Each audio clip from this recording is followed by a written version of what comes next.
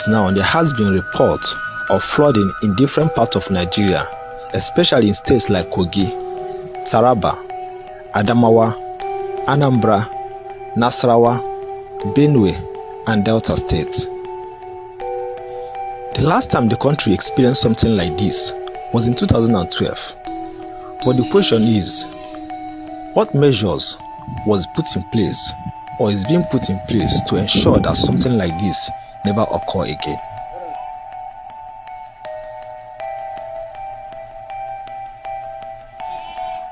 This is Anam in Anambra West local government area of Anambra State on a normal rainy season.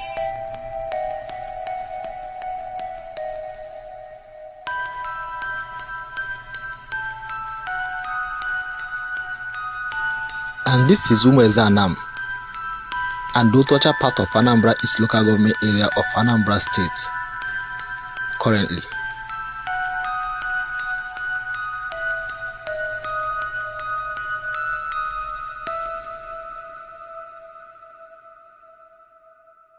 To understand what is going on, I took a trip to Otocha and Anam in Anambra East local government area and Anambra West local government area of Anambra State, and what I saw was heartbreaking.